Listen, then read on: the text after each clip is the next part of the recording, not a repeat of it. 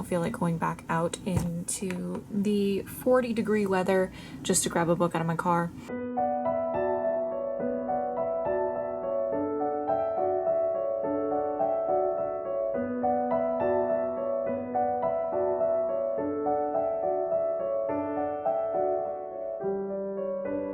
Gonna wash myself out a little bit less, but provide a bit more light. Good afternoon and welcome to YuleVlog day 15. It is Thursday, the 4th of January. Oh, you're finally cooperating. Okay. That might be what I need to do from now on. I'm currently running some import and conversion functions on the computer and shadow encoder, which I use to convert the footage all from my iPhone into a format that Premiere can use, because for some reason Premiere stopped being able, I don't know if Apple changed something or if Adobe changed something, but the native encoding that iPhone videos use makes them incompatible with Adobe Premiere, and I have to run them through a third-party program in order to include them in these vlogs. But I don't always want to bring my video camera around because it's less discreet. Almost every time I've brought it somewhere in the last month, someone has gone, oh wow, an actual camcorder, and like it draws attention to me, and I don't necessarily want that on top of, it makes it harder to feel comfortable filming in public and around other people if I'm using a legitimate video camera. I'm sorry, the bags under my eyes are so bad. Anyway,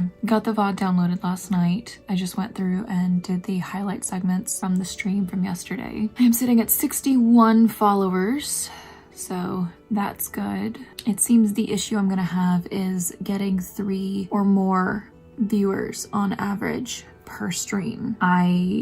I need to do some looking and see what, if anything, I can do to encourage active viewership, because I think that's the problem. I had at least 3 people watching the stream last night, but two of my viewers just kind of stopped talking after a while. One came back in for the toast token, but the other one just kind of dipped off. And like, that's fine. I get people just kind of closing the stream or walking away or what have you. He did use the lurk command. I need to do some research and see how often a viewer needs to interact with a stream in order to continue being counted as a viewer. Because like, I know if you mute the sound on the stream, Twitch doesn't count it. So you have to mute the device or turn down, like you have to mute it by some other avenue. You can't do the actual volume on the Twitch site, just like YouTube. I'll need to see what else impacts it. It might be a thing as simple as going and using, because like I have a few sounds that are available for 0 bits that I think people for whatever reason just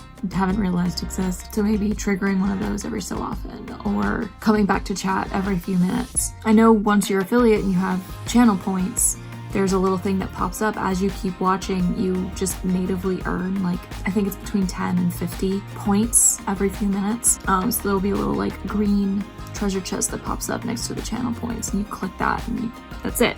And that's one way it continues counting who's actively viewing and who isn't. But I'm not affiliate yet, so I don't know if I just need to do a better job promoting my streams to get more viewers in the first place. In fairness, it was a weeknight, and it's the first week of the new year, so people are getting back into school and work and whatever other stuff. It was a school night, you know, I get it. Hopefully Sunday will be better, and if I can consistently start around 6, hopefully that will also help.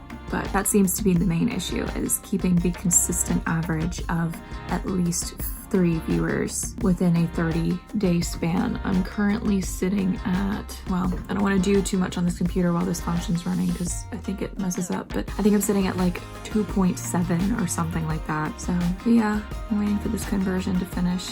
It's only done 4 and it's running 14, so it's gonna take a while. I'll figure out something to do in the meantime, because that's one main issue with this computer right now, is that if you try to do too many things at once, it very quickly gets bogged down, like more so than other hardware we've been using. Well, my stomach just growled, so I guess I need to go get food. So let's figure out something to eat. Well, that's another day that got away from me. Editing took longer than I thought, which has been happening this whole time, but I got caught up with work, or rather I got stuck doing work. Found a stopping point, went and grabbed Chris, came back home, got most of the way done what I was doing. And then it's Thursday, so we normally play Starfinder. Headed over for the game, but one of our players who's been gone for a while still didn't show, and we got caught up just kind of talking and watching videos, so we didn't play. And we came home earlier than is normal for us on a night like this, but I guess Chris just wanted to make sure that he goes to bed at a decent time and isn't too tired for work tomorrow. So I'm getting a bit more work done. I'll have to go outside to grab it because I left it in the car, of course, but I will at least make my packing list before I go to bed tonight. So I will show y'all a bit of that, and then depending how tired I am, I might go into depth of it, I might not. I might just show you a glimpse and then talk more about it tomorrow. But I at least need to pick what bag I'm going to be using and make a list of everything. I'll get Google Docs set up at the very least. I type out my packing lists usually in Word or Google Docs and then go from there. Just finishing up the bit of work that I couldn't get done earlier today, the packing list for our trip, and that's about it for the evening. I might play a little bit of something on the Switch, but my goal is to actually go to bed at 1 and not stay up till 2 or later, like is my tendency. So we'll see how that goes.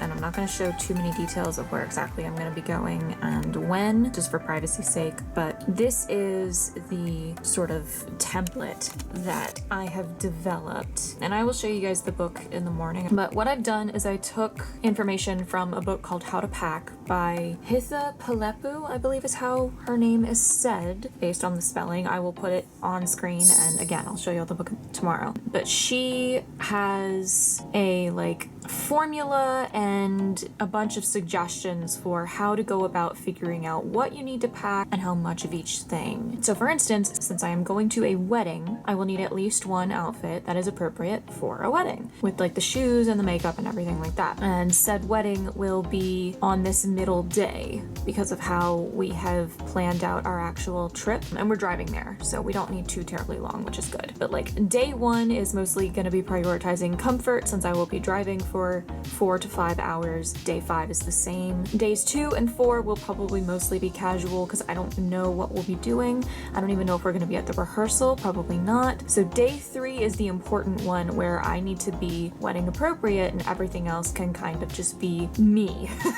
Day 2 will also, because I'm trying to get back to the gym and because I am hoping to set up a schedule of Monday, Wednesday, Friday for my gym days, day 2 will be a Friday, so I'm hopefully going to be bringing some workout clothes to go use whatever fitness center the hotel has. I'm going to go through and figure out based on all this. So for instance, for your underwear, at least for us ladies, she recommends bringing 1 pair for each day of your trip, plus enough to cover another half of your trip's length, just so you have spares in case something goes wrong. In my case, since it's a 5-day trip, I need at least 5 pairs, and another half I like to round up for that, so I will pack 8 pairs just to be safe. But when I do socks, it depends on what sort of shoes I'm going to be bringing, since it's going to be cold, so I will probably bring socks to wear inside of boots on my casual days. So I'll bring